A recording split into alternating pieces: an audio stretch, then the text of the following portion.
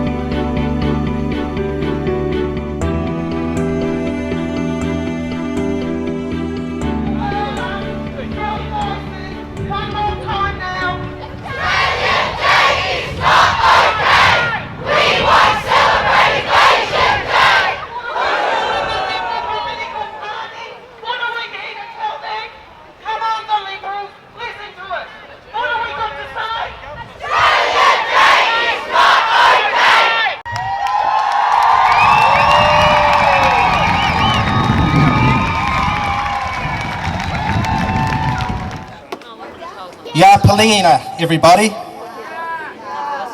you, Dwayne.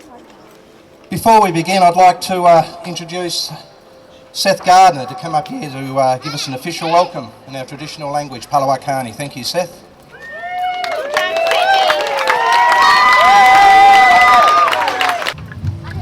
Invasion Day, Pine Trigger, Warr! Yarpalina, Miladina Pakanatu. Ronta Takamana Lumi, Tunapri Pakina Mangina Ningi, Nara Pudianari, Waipara Raichi Lunkana, Miladina Pakana, Right Tunapri Mina Nena, Invasion Day, Warr! Elders, uncles, aunties, ladies and gentlemen, boys and girls, as President of the Tasmanian Aboriginal Centre, I very warmly welcome you all here today. And on behalf of the Tasmanian Aboriginal Centre and our community, we thank you, one and all, for supporting us to change the date on this day being Invasion Day.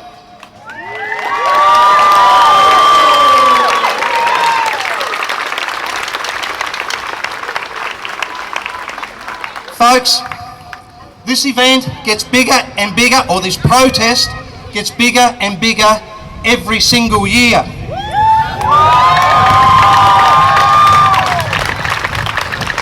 This is the people's movement. The people are speaking. We gather here today because we recognise that January 26th is not the appropriate day for the celebrations of Australia Day, and that this day will continue to be a day of invasion until the date is changed.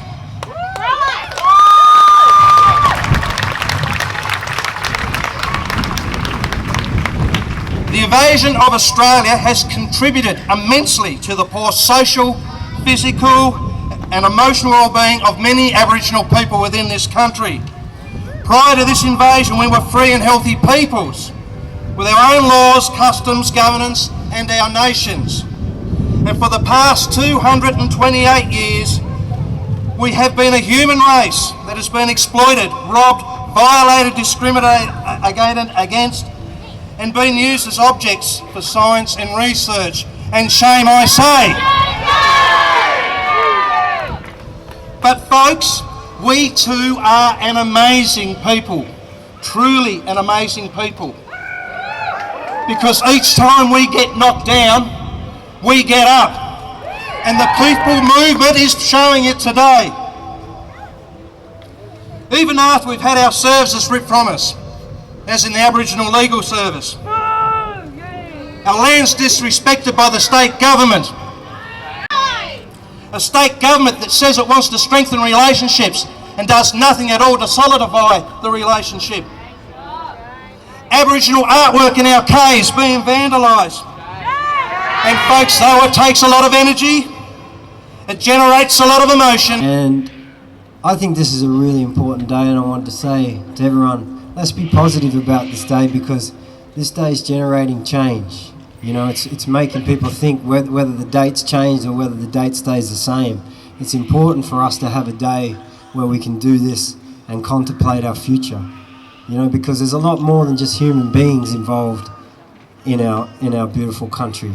There's a lot of animals that have suffered. There's a lot of the whole spectrum of creation has suffered since colonisation on this country, and there's a lot of work to do to clean the plastic in the oceans, to look after the Tassie devils, to, you know, the list goes on. I need to go on.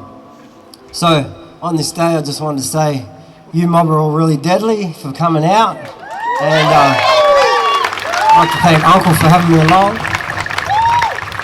And let's just encourage our children, whether the date changes or not, but every year, to remind everybody of what this day means to all different parts of Australians, and let's try and walk together as one people from all different cultures to protect and preserve our beautiful earth. And that's it.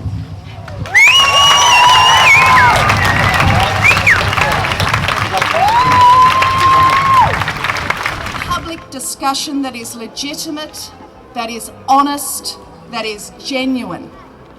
But firstly, as Xavier said, we need to start talking with an eye to an outcome about the hurt, the controversy, and the sadness and the anger around staging Australia Day on this specific date.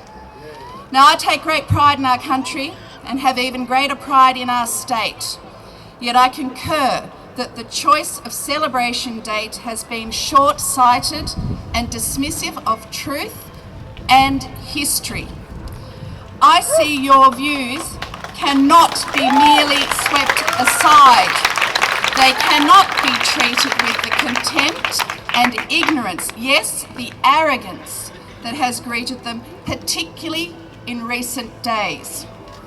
Powerful people in this state and in this country have only yesterday and the day before dismissed out of hand a genuine, justifiable need for real discussion around moving this occasion away from 26 January. I apologise on behalf of those who should but won't. That arrogance and disdain, that unwillingness to even contemplate having a discussion astounds me. We should never be afraid of listening, responding, and moving in new directions. We all need to start listening.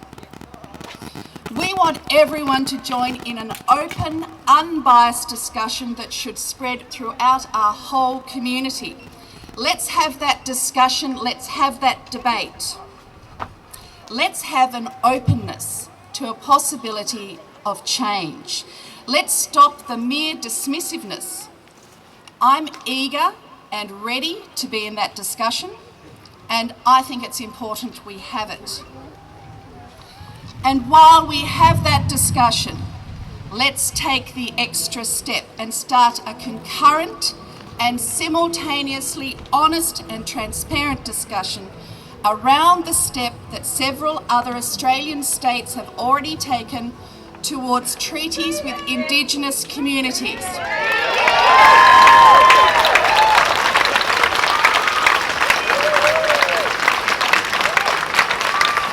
Negotiations on treaties are already underway in Victoria and in South Australia. And in the Northern Territory, thank you, Michael, in the Northern Territory, they have indicated their willingness to open those negotiations also.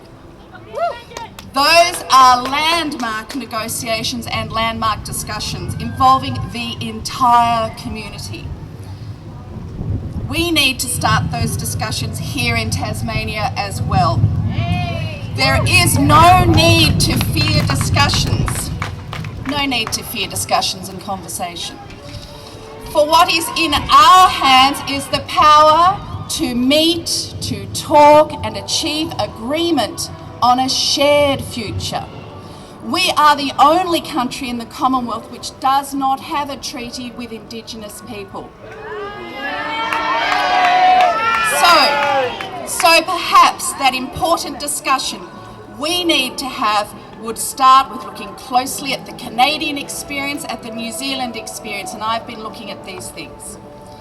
These are countries that have led the way, that have shown us what can be achieved, and that have shown us how governments, local, state and federal, can join with the community if only they begin the conversation. I want this discussion to begin. I reflect on Robinson's promise. I reflect on the work ignited by myself and the Tasmanian Labor Party, which delivered constitutional recognition, work I want to build upon, and I hope each and every one of you has that desire as well.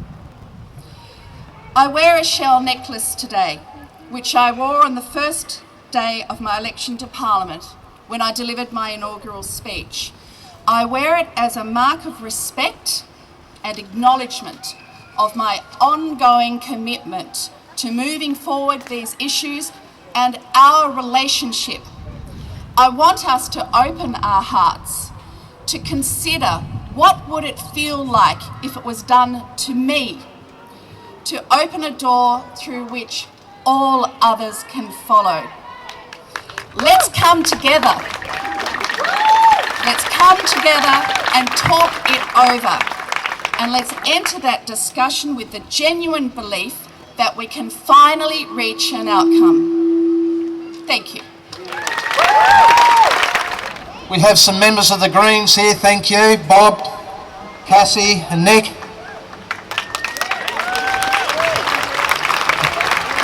Andrea's here from up in Launceston, thank you Andrea. I don't like to put people on the spot, but I do invite a member of the Greens to come forward if you have something you'd like to say. Don't fight over who's going to do it. Come on, Bob.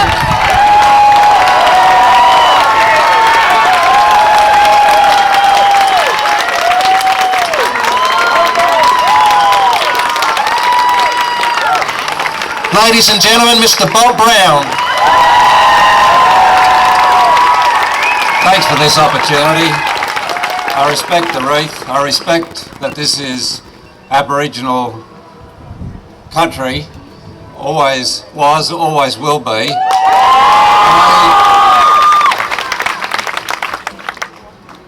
I am 100% behind changing the date away from Invasion Day, away from the day when the slaughter, the destruction of culture, the killing, the raping, the maiming came across peoples who had lived on this continent for tens of thousands of years, which leaves us all the lesser as a nation until we address it. I believe we should have a sorry house in this nation where we can come to grips with what happened. I'm talking about we white people, and make some connection in our own hearts with our own history. We're beyond black armband history. We need to address real history of this great country of ours, because we'll be all the greater if we do that.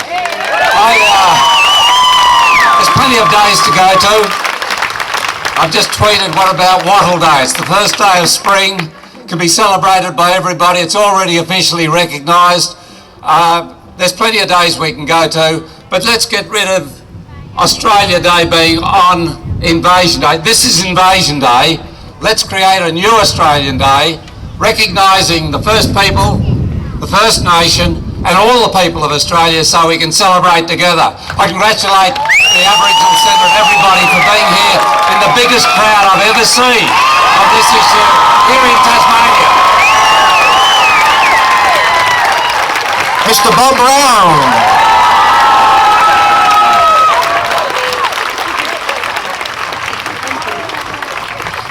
Thank you, Bob, for your passion and your support. Could I now ask one of our young Aboriginal leaders, Miss Nala Mansell, to come forward, please. Nala.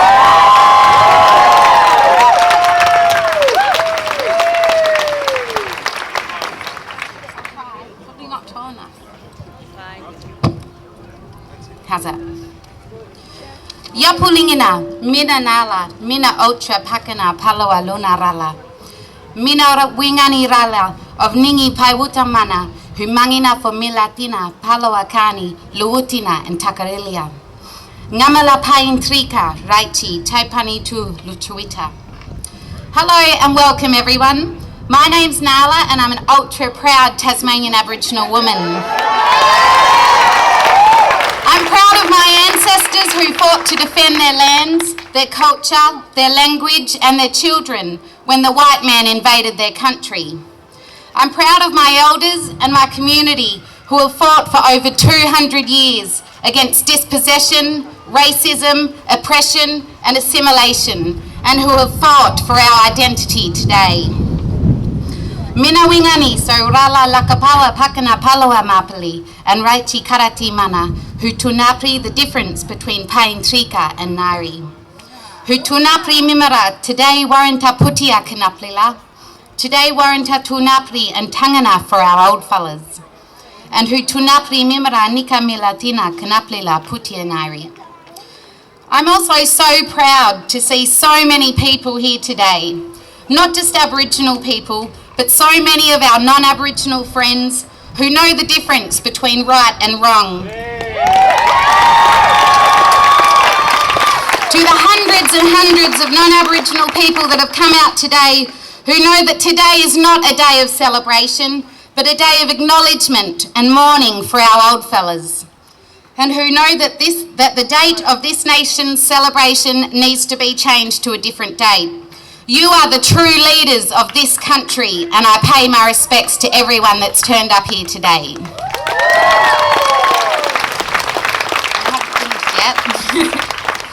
From the beginning of time right up until January 25th, 1788, Aboriginal people right across the country enjoyed a rich, happy and healthy life.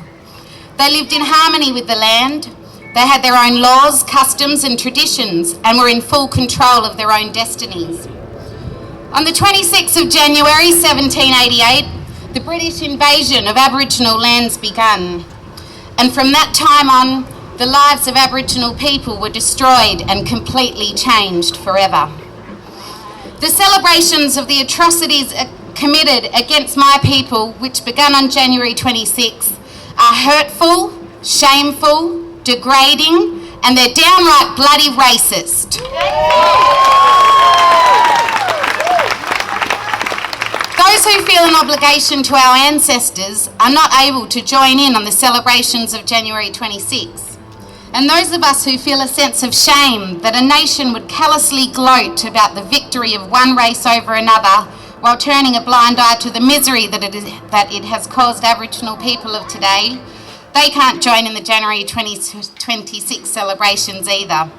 Yet the politicians claim that Australia Day is a day that unites us all. What a load of crap.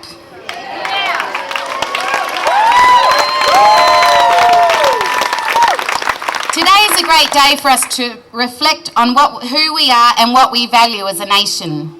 It's a time to ask ourselves why our national date of celebration is still held on the January 26th as opposed to any other of the 364 days in the year.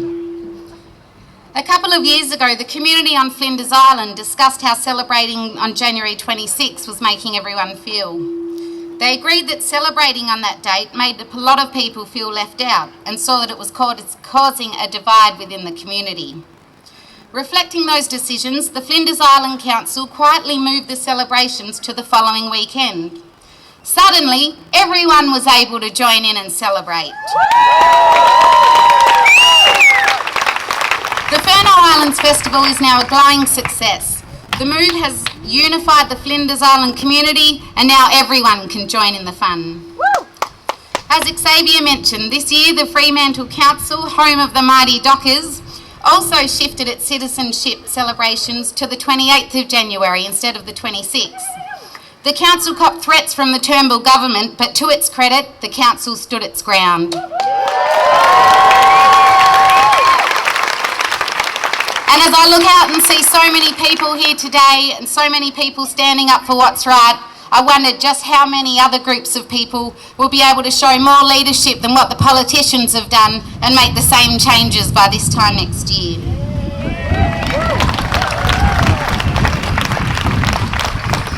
There are sound reasons for changing the date. The only significance of the 26th of January is that it marks the coming of white people to our country in 1788, and that makes the celebration race-based. Most people who are at the beach today or are having a barbecue in the backyard with their mates aren't celebrating the hurt and destruction that was forced upon Aboriginal people on this date in 1788. They're celebrating all the good things that it being Australian means to them, none of which should relate to the atrocities committed against my people. It's not that they should be condemned. It's the weak and gutless leaders in the parliaments, as well as the local councils, who sit on the date and force the rest of us to go along with it. Change the date!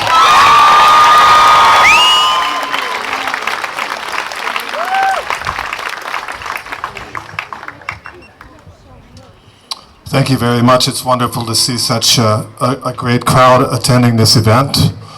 I've got an interesting perspective because I became an Australian citizen 5 years ago, and on Australia Day, and every year since then I have been an Australia Day ambassador at the invitation of whoever happens to be residing in this place behind me. And I do enjoy the event. I enjoy getting together with the community. The best part is inducting the new citizens. Today I did it in Glenorchy, and we inducted 54 beautiful new citizens from all over the world, from every continent, and it's quite a moving thing. But I'd feel much better about the situation if it was not happening on this day. They have questions in England that they have to address as well, because they should be endorsing the changes that have to happen in this country. It's not just that these fellas here are making their decisions, they're still tied to the old gentry. And we have to make that gentry sit up and listen and realise that they're not as big as they think they are. And if we take them out bush, they'll be lost.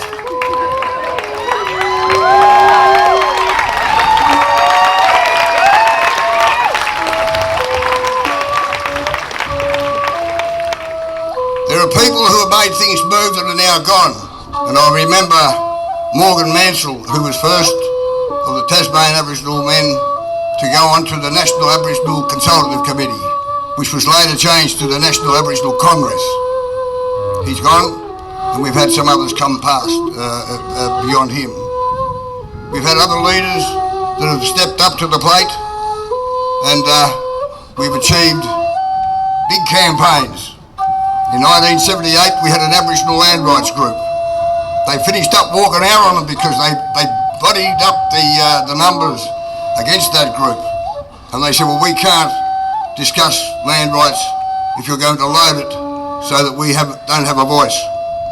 And I'm proud of those people for telling the government, if you're going to load the numbers and tell us that you're having a serious discussion and then talk us down with academics and politicians, then we're not going to sit at the table. And that's been our strength. We won't be used by politicians at all.